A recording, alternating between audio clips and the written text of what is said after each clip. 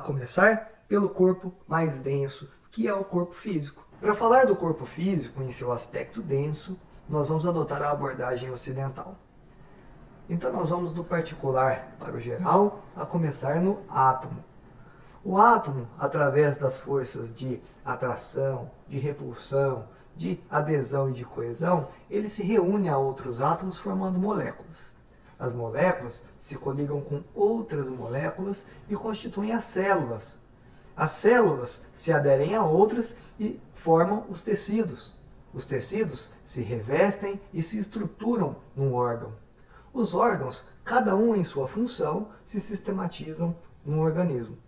E para que esse organismo físico possa experienciar o meio e possa ser tanto transformar o meio quanto ser transformado pelo meio, ele depende de determinados sensores. E esses sensores são os órgãos do sentido.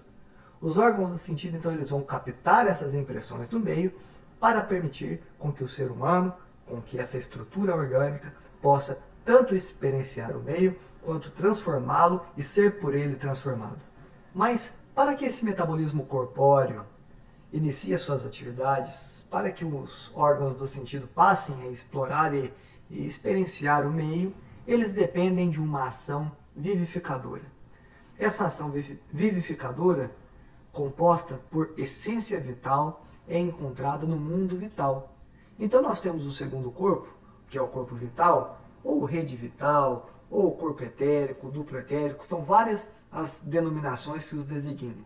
Esse corpo, ele é uma contraparte do corpo físico, é o corpo físico e o corpo vital.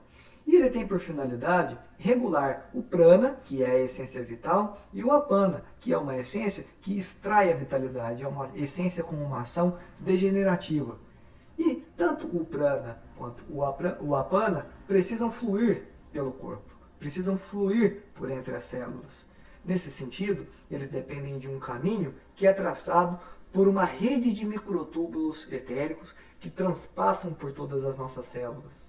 Então, além do corpo vital ativar o nosso corpo físico, ativar os nossos órgãos do sentido para que a gente se abra ao meio, para que a gente deixe os nossos sensores sensíveis, vamos dizer assim, ao meio, o corpo vital também tem a capacidade de regular a ação vivificadora e degenerativa do organismo. Nós sabemos que a cada segundo inúmeras células nascem e inúmeras células morrem. E isso é uma característica da ação moduladora do corpo vital na condução de prana, a essência vital e vivificadora, e de apana, uma ação que conduz, que promove uma ação degenerativa. Depois que os corpos físico e vital estão ativos, nós temos a ambiência necessária para que as emoções possam se manifestar, para que as emoções se aflorem. E essas emoções, elas vão desde a sensação mais imediata até o sentimento mais profundo. Lembrando que sensação é a relação entre a emoção e as demandas do corpo físico. Já o sentimento é uma relação entre a emoção e as demandas do corpo mental, que no caso é o próximo corpo que nós vamos comentar. Então, nós podemos dizer que o aspecto inferior da nossa alma, o aspecto fundamental da nossa alma, é composto por todos os anseios, os desejos, as paixões, tudo que envolve da mais imediata sensação ao mais profundo sentimento. Isso também é chamado, em nomenclatura esotérica, de corpo astral.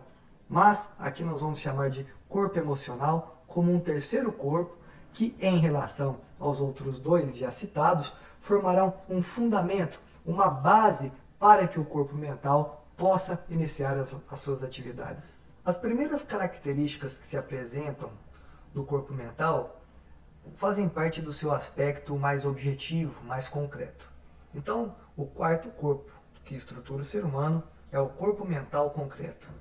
Ele tem por finalidade uma capacidade de análise, de sistematização de conhecimentos, de associação de conhecimentos, de estabelecer lógicas lineares, ele tem uma capacidade de guardar memória. Então, todas essas ações fundamentadas na objetividade são características de realização do potencial do mental concreto.